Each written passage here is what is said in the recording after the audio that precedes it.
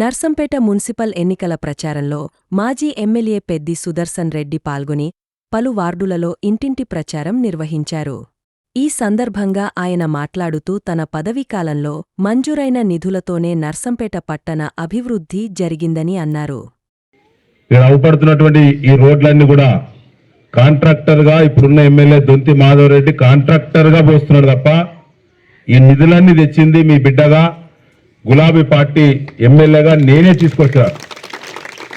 ఇప్పటికి 100 సార్లు అడిగిన నేను దొంతి మాధవరెడ్డి కాంగ్రెస్ పార్టీ ఎమ్మెల్యేను ప్రెస్ మీట్ పెట్టి, అయ్యా నేను 42 కోట్ల రూపాయల నిధులు ఒక ఇంచు జాగా వదిలిపెట్టకుండా నర్సంపేట పట్టణంలో సీసీ రోడ్ల కోసం, డ్రైనేజీ కాలువల కోసం నేను 42 కోట్ల రూపాయలు తీసుకొచ్చి ఆనాడే టెండర్లు పిలిపించి పనులన్నీ జరుగుతుంటే నా దుర్విష్టమో ఎమ్మెల్యేగా ఓడిపోయినాను, ఆ పనులు కొనసాగించవా అని చెప్పి 2 సంవత్సరాలు దాటుతుంది.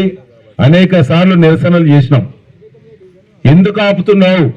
అధికారం వచ్చిందని చెప్పి ఎందుకు ఆపుతున్నావు? పనిచేసే కాంట్రాక్టర్లను బెదిరించి పనులను ఎందుకు రద్దు చేస్తున్నావో? దానివల్ల అభివృద్ధి ఆగిపోతుంది కదా. నీకు చేతనైతే నీకు కూడా అధికారం వచ్చింది కాబట్టి నువ్వు ఎమ్మెల్యేగా ఉన్నావు.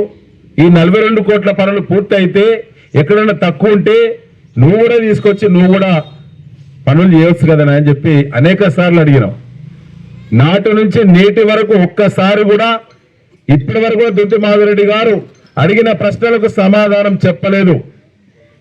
10 రోజుల నుంచి మొదలైంది, 10-15 రోజుల నుంచి సీసీ రోడ్ల పోత. నిధులు నాయి, తినేది ఆయనే. ఆయన సొంత కన్స్ట్రక్షన్ కంపెనీ శ్రీమాత కంపెనీ పేరు మీద నేను తెచ్చిన 42 కోట్ల రూపాయలు ఆయన టెండర్ వేసుకున్నాడు. ఇప్పుడు పాతలను అందరి ఇంటికి పంపించి ఆయన టెండర్ వేసుకొని ఆయనే అయ్యప్ప గుడి అవతల సీసీ ప్లాంట్ పెట్టుకొని, ఆయనే క్రషర్ పెట్టుకొని, ఆయనే అధికారులు, ఆయన ఎమ్మెల్యే, ఆయనదే సిమెంట్ కంపెనీ, ఆయనదే క్రషర్ కంపెనీ. ఇప్పుడు 10 రోజుల నుంచే రోడ్లు పోతాడు. దానికి ఏం ప్రచారం చేస్తానంటే కాంగ్రెస్ రోడ్డు పోతాడు ఈ వాడాలని చెప్పి చెప్తున్నారు. నేను అడుగుతున్నా, ఈ రోడ్డు మీద నిలబడి నేను అడుగుతున్నా, ఇది నాదే, నేనే తెచ్చిన అంటున్నా. దొంతి మాధవరెడ్డికి ధైర్యం ఉందా ఈ నిధులు నేనే తెచ్చిన అని చెప్పి? మొన్నటిదాకా మార్పు అంటే మార్పులో భాగంగా రాష్ట్రంలో కేసీఆర్ గారు ఓడిపోయారు. రేవంత్ రెడ్డి ముఖ్యమంత్రి అయిండు. ఇక్కడ ఎమ్మెల్యే దొంతి మాధవరెడ్డి అయిండు. ఈయన కాంగ్రెసే, ఆయన కాంగ్రెసే. ఆయనకు మాత్రం మాటలు లేవట 2 సంవత్సరాల నుంచి. మొన్ననే వచ్చి సర్వపురం దగ్గర మీటింగ్ పెడితే రేవంత్ రెడ్డి ఆడ దవాఖానా కట్టించిన, మెడికల్ కాలేజ్ వచ్చింది.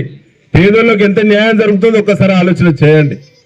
అది నేనే కట్టిస్తానని చెప్పి ఆయన మొన్నొచ్చి ఓ రాయేసుకున్నాడు.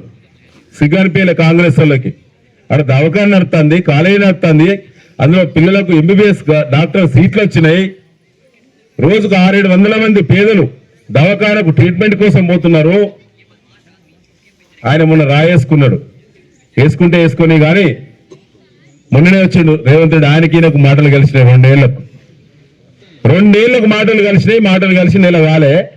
మరి ఇది జీవో ఎప్పుడొచ్చింది, మంజూరు ఎప్పుడొచ్చింది, టెండర్లు ఎప్పుడైనాయి, అగ్రిమెంట్ ఎప్పుడైంది, దానికి పీరియడ్ ఎంత ఉండాలి, ఎన్ని రోజులు ఉండాలి? కనీసం 3-4 నెలలు కాకుండా కొత్తగా ఒక ఎమ్మెల్యే పైకి నిధులు కావాలని పంపిస్తే తిరిగి కిందికి వచ్చి టెండర్లు అయి అగ్రిమెంట్ అయి పనులు ప్రారంభించడానికి 3 నెలలు పడుతుంది. మరి మీ ముఖ్యమంత్రికి నీకు నేడుదాకా మాట్లాడలేవే?